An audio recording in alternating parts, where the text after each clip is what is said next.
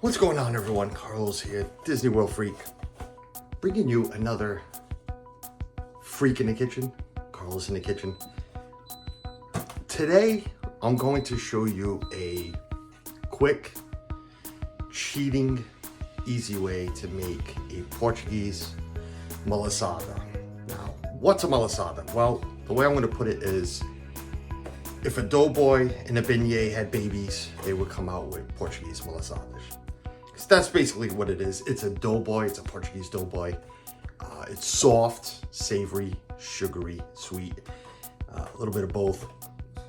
But I'm gonna cheat because it's times like this, you wish mom was still around to ask questions, but we never got the exact way of mom making hers, but we did know that she cheated as well. We did know. There's a process of making them, a full recipe with flour, eggs, butter, and all of this good stuff. But I do know the Portuguese do cheat, and they cheat by using a box of hot rolls, Pillsbury hot rolls, to make their malasadas. So I know mom did it, so we're gonna cheat. I'm gonna show you a quick, easy way to make them. So yeah, let's get to it. So, ingredients. What goes into a cheating version of making a Portuguese malasada? Well, we're gonna follow the box to the T. Whatever's on the back direction-wise of the box, we're gonna follow it to the T. And that is butter, egg, of course the mix that's inside. It already comes with yeast as well, a packet of yeast, so we're gonna need that. You're gonna need some oil to fry it up, because we are going to fry these. And I was always taught, add a little bit of salt to your mix. It's not in the ingredients. The box doesn't tell you to do it, but mom always told me to add a little bit of salt. It'll make the dough taste so much better. The sugar is for the coating. We're gonna coat these in sugar, just like the doughboys and the beignets. You coat them in sugar, so that's what the sugar is for. So I got a pretty large bowl here. That's what you're gonna need. I do have larger than this. I have actually my mother's mixing bowl, and it's very, very large. But I don't think I'm going to need that much. Even though this is gonna rise, I think this will be suffice. So for each box of mix, I'm contemplating, do I do one box or two? But we're gonna mix this, dump this in a bowl. I think we're gonna do two, because if they come out right, some of the family members are gonna want them, and you can't just eat one, and they're good the next day. So we're gonna go with two boxes of mix. I think I need a bigger bowl. What do you think? No. I think we're okay. So 2 boxes of mix. Like I said, each pack comes with its yeast. So we're gonna put both packs of yeast inside.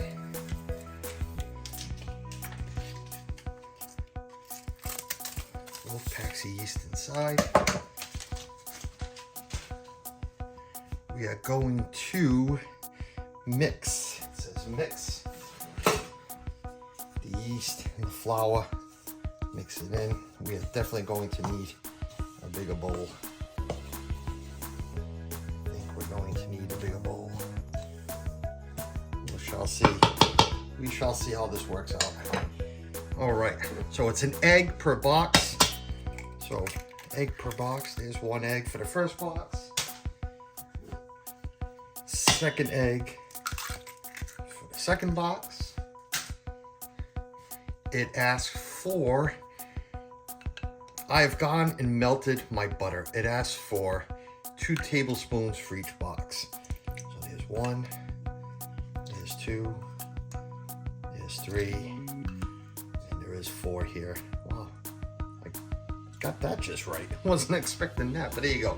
So basically 2 tablespoons per box, so 4 tablespoons of butter, salted butter. It's got to be salted butter.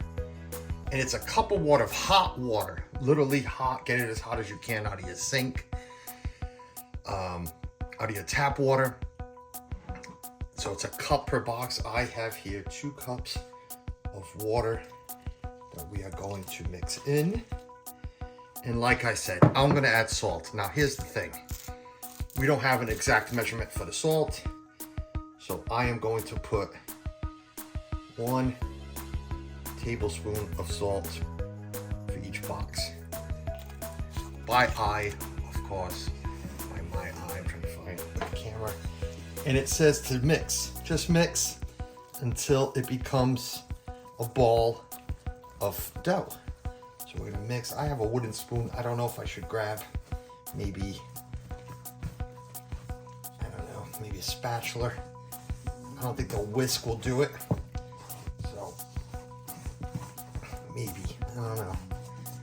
Should we get, I'm not gonna mix this with hand, but it says to mix, mix, mix until it's a ball of dough. I thought of putting it in the electric mixer, but oh, it smells good. Definitely not going to. Yeah, maybe I should have put this in the mixer. I think I should have put this in the mixer, but we'll see. I'll tell you this much. It definitely smells like the smell I was used to growing up.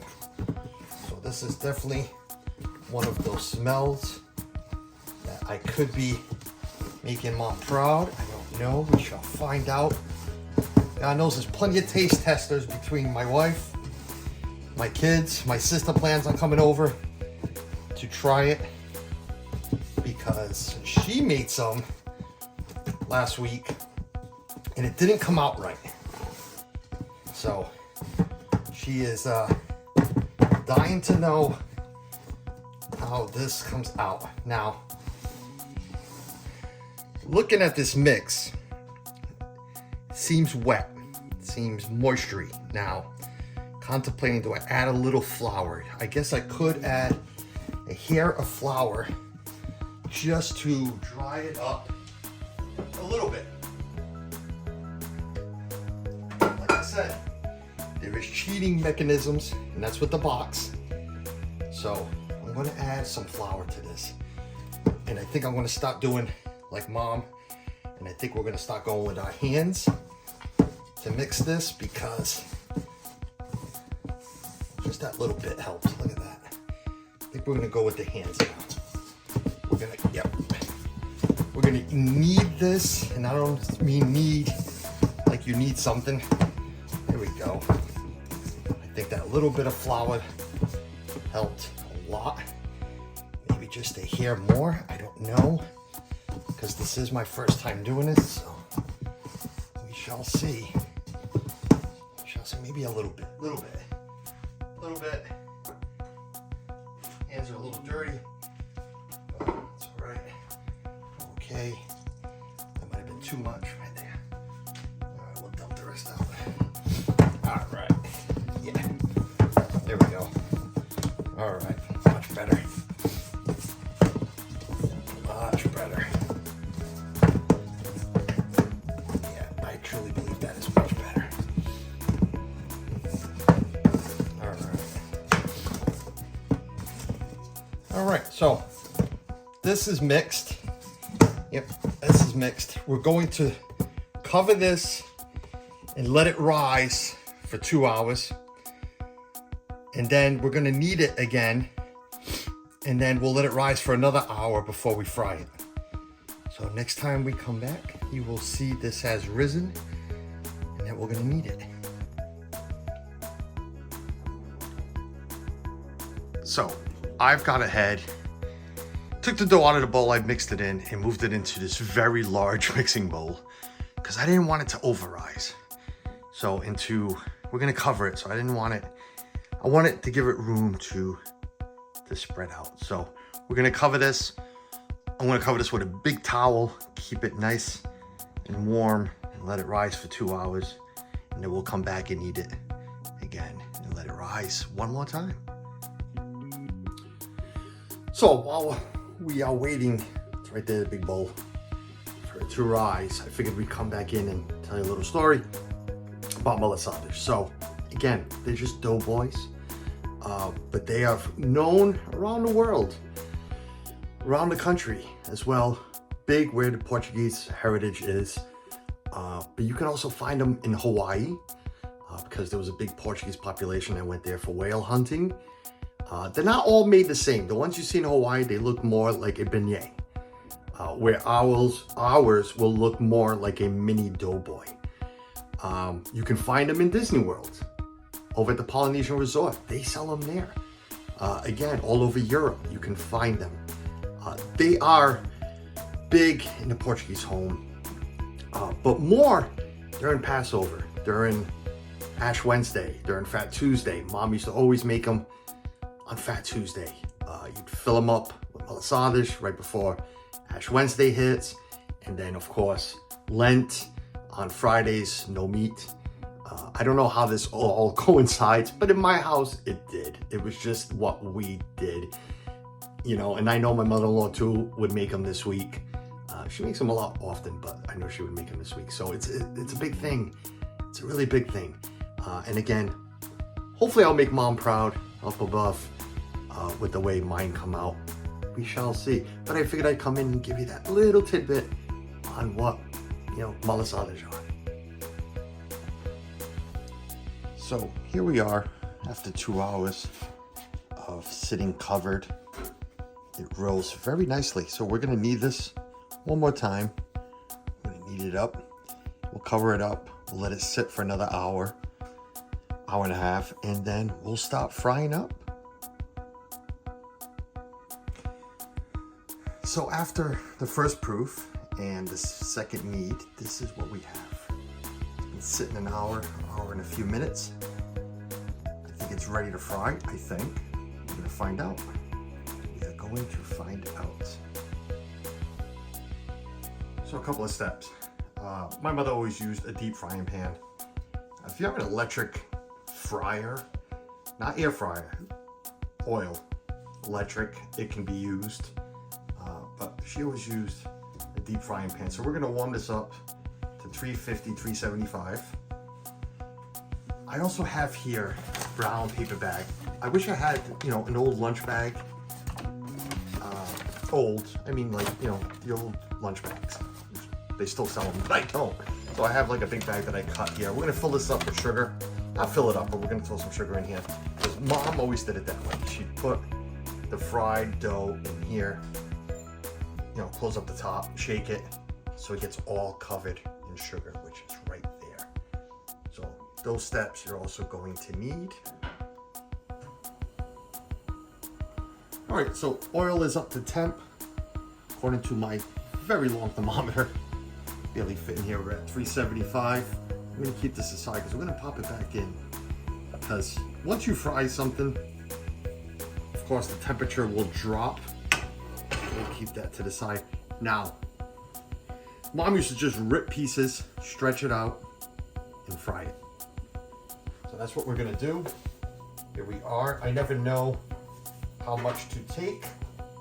So we're just gonna take, we're gonna open up, stretch, and wish for the best without burning my fingers.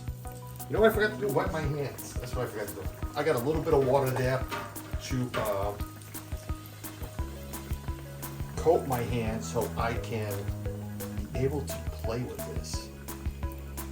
They don't have to be perfect. Maybe I should use flour.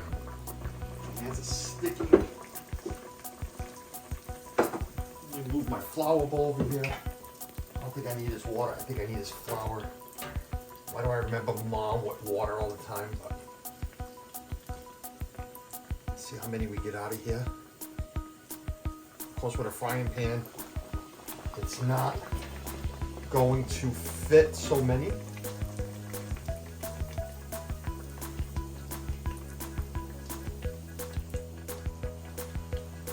My hands are sticking. I don't want to burn my hands.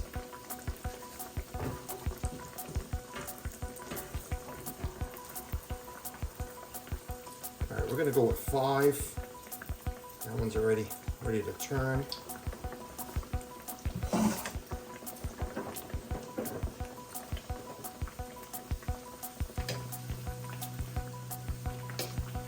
This one came out long. That's all right. I really don't know how Mom made so many of these and kept going. Because you gotta break, fry, flip, keep an eye on everything, keep an eye on the temp.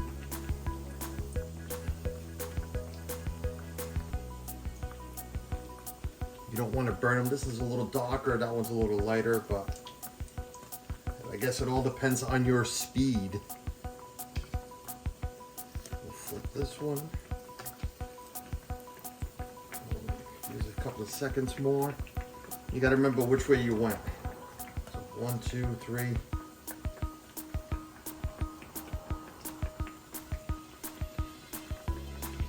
Moms look like kidneys. My mothers used to look like kidneys, to be honest with you. Right, this one looks done. Again, it's all by eye. We're going to drop it into the bag of sugar. Again, I don't know how Mom did this. I really don't, because I'm already getting nervous that I'm going to come back and one of these are going to be burnt. I'm going to throw those in there real quick. Shake it up. We're shaking in the sugar. I know the camera-wise, it's not the best, but and then I got a bowl here to the side. We're going to throw it to the side. We're going to not burn this one. Not going to burn this one. Not going to burn these. All right.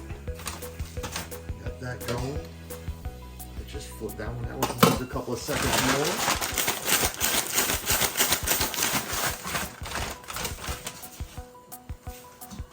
And that's pretty much the process. We'll take this one out. We'll let the oil heat up a little bit. Maybe I'll throw the thermometer back in and keep an eye on it. Because this thermometer is so long, I'm using the bowl with the dough to hold the thermometer up. So those are done. Watching the temp, it's at 300 and climbing. It's at a good temp, well, watching it. We'll give it a second. We're gonna fry some more. And we're just gonna repeat this process. We're not gonna keep recording until everything's gone. We're gonna keep repeating this process. And we'll be back. We'll show you the finished product. So, I've gone and fried up all that dough. A lot of different sizes, but that's how they're supposed to be.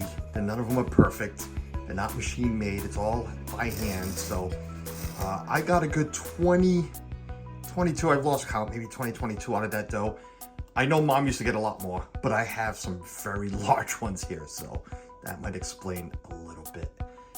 And now for the taste test. We got Michaela, Susanna's gonna try it, and myself, of course. Ethan, no way in hell, but we're gonna let you know they came out. So here is the finished product. You saw them in a bowl. I took the little one. I saved the bigger ones for family when they come over, but this one is not as fluffy because it's a little smaller, but then again, it reminds me more of how my mother's were. Really good. The sugar stuck right to it. Michaela said the one she had, a little raw, a couple of pieces, or a little section of it. Again, it's my first time. You gotta learn how to fry it a little better. I think I need to stretch it a little more, or you, if you think of doing it at home. Stretch it out, pinch the middle, stretch them out a little bit more. But I think for the first time, and again, the cheat of how to make a malasada the Portuguese way, well, malassadas shop Portuguese. Yeah, I think I nailed it. Didn't nail it, but really damn close, really damn close. So, hey, if you guys think of doing it at home, just follow the directions I put out there on this video. If you like this video, give me a thumbs up. If not, no big deal. I don't mind criticism. I've got it on a lot of my videos with food, so feel free to leave a comment below. And yeah, if you make them, I hope you enjoy them. And that's about it. Ciao.